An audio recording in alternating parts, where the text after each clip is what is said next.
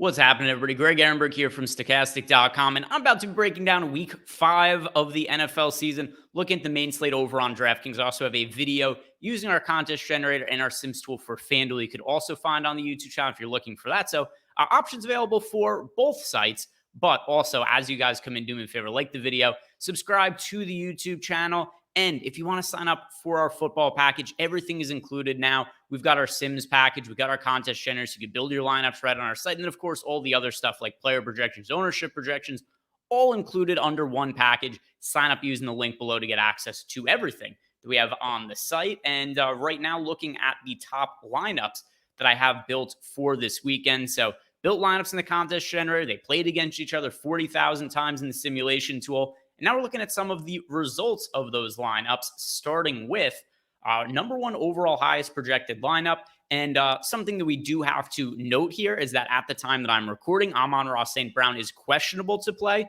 So we're going to need some more information on him because he is in our number one overall highest projected lineup, which is a Detroit double stack. It is Jared Goff with Alvin Kamara and Devon Achane there as the running backs. Wide receivers, Wan'Dale Robinson, Amon-Ra St. Brown, Michael Wilson. We've got Sam Laporta at tight end, and then Justin Jefferson, the Titans defense, rounding out the rest of the lineup. So a lot of injury news is still yet to come out on this slate. So we'll see how some of that ends up breaking, but we're also seeing like some Tennessee Titans lineups that are near the top of my lineups. And Treylon Burks was just recently ruled out. We've also gotten here some Ram stacks. We don't know what the status of Cooper Kupp is exactly going to be at the time that I'm recording. Is he going to play?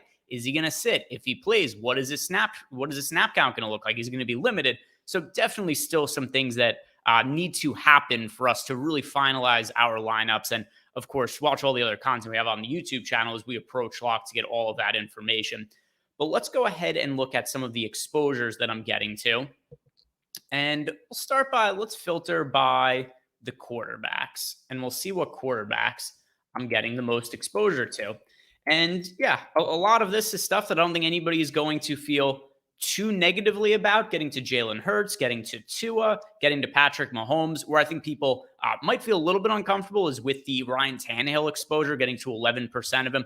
Nothing crazy. But, you know, in a scenario where maybe Treylon Burks doesn't end up playing, DeAndre Hopkins would look better. Chigakonku would look better, and we would have very obvious pass catchers to target alongside with Ryan Tannehill, which would make this a good low-cost option. And then also getting to some Jared Goff here. If you guys, as you remember, from just 30 seconds ago, a Lion stack was my number one highest projected lineup by simulated ROI. But in general, nothing too crazy here. The Ryan Tannehill exposure does stand out, but definitely something I could see myself getting to. And then also Matt Stafford, the status of Cooper Kupp and what pass catching targets we were on a pair with Stafford is definitely going to affect what kind of exposure we're getting there. As far as quarterbacks, we're underweight to the field too. Not getting to very much of Daniel Jones or Joshua Dobbs here as of now. Let's move over to the running backs. And at the running back position, let's see who we're getting to the most of. Pretty condensed ownership right now. A lot of Alvin Kamara, a lot of Joe Mixon, a lot of Devon Achane, and a good amount of David Montgomery as well, who really seems to have taken that number one role in the Lions backfield. I don't know what's going on with their usage of Jahmyr Gibbs, but it's hard to think anything other than Montgomery is the guy for this team right now. Also getting to a good amount of Derrick Henry at the moment. So we've only got 6 running backs that I'm getting to more than 7% of lineups and just a really condensed group. So Bijan Robinson, although we are slightly underweight to him relative to the field, but then Henry, Montgomery, Achane, Mixon, Kamara. So that's kind of the core group of running backs that we're looking at here. And then Achane also, maybe we need a little bit more information in terms of who's going to be starting between him and Mostert, but it's a pretty good matchup against the Giants and also a spot where Achane's just been incredibly efficient so far this year. So we'll see what ends up coming out in terms of more coach speak and what the running back committee might look like in Miami going forward. Running backs we are currently underweight to include DeAndre Swift, James Conner, and Isaiah Pacheco. Wide receiver, see we're getting to at wideout. A lot of Wan'Dale Robinson, which I think people might look at 82% Robinson and say like too much. I am cool with getting to all of the Robinson. He is min price on DraftKings. That's a flat out misprice. He is the most talented pass catcher the Giants have. They have a brutal matchup against the Dolphins that's going to set up for the Giants to have to throw the football. And so far, Robinson, who's only played 2 games this year, coming back from a torn ACL, but played more snaps in his second game than he did in his first game. And he's getting targeted on the majority of the plays that he's out on the field. Like Daniel Jones is very confident in Wan'Dale Robinson relative to his other pass catching options. And just Robinson at min price, if we're going to see his targets and his snaps continue to ramp up, like this could be a guy who draws 10 targets in a game script that favors the Giants to be throwing the football. If you get, like, it's not like we have an absurd projection here on Robinson, 11 fantasy points. That still is enough to get him in 82% of my lineups here.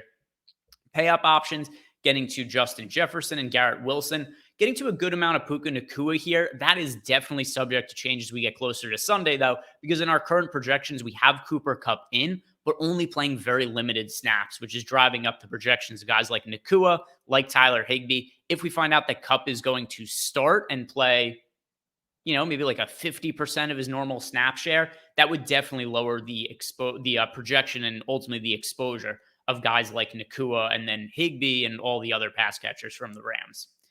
DeAndre Hopkins, getting to a good amount of him. That's something that I definitely don't have an issue with, especially if Burks ends up getting rolled out. And then Tyreek Hill, another pass catcher who about even with the field on, but never a bad pay-up option. Underweight to the field on the Bengals right now. So underweight on Tyler Boyd, underweight on Jamar Chase. Another one subject to change based on what happens with T. Higgins. We currently have T. Higgins in. If T. Higgins gets ruled out, Boyd and Chase would certainly look like better points per dollar options. And then also not getting to a ton of Adam Thielen or Tank Dell. They've been two standout performers through the first few weeks of the NFL season, but their prices have started to come up. Let's look at the tight ends here that we're getting to the most of on DK. Also, kind of change the format a little bit of how I am doing this, going the position by position. Let me know if you guys like this below in the comment section. I thought this would be a little bit easier of a way to kind of parse what are actually sticking out as the best options at each position in the Sims tool. Tight end, getting to 3 guys primarily.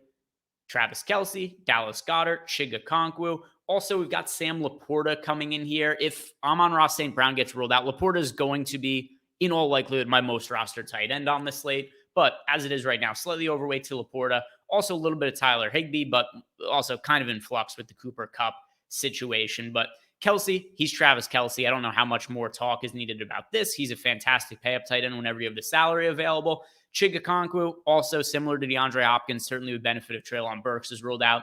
And then as for Dallas Goedert, just a good buy low spot for him. His price is as low as it's been in a few years. He's been a reliable fantasy option the last couple of years and just hasn't been involved so far this year. I expect that to change going forward. Dallas Goedert has had a good rapport with Jalen Hurts in the past. I think Hurts is going to get him more involved. This is the floor price of Dallas Goedert. I do not envision that he's going to get any less expense from this going forward. This is the floor, and he's also not all that popular either. 11% ownership. I like him as a value play at tight end. Tight ends were underweight too. A little bit underweight to Mark Andrews, but he's not all that popular. So nothing crazy here. No like crazy stands that were underweight too. So that takes us through all of the positions for DraftKings this week. Like I said, there's also a FanDuel video going up on the YouTube channel. If you guys haven't done yet, like the video, subscribe to the YouTube channel, and good luck this weekend.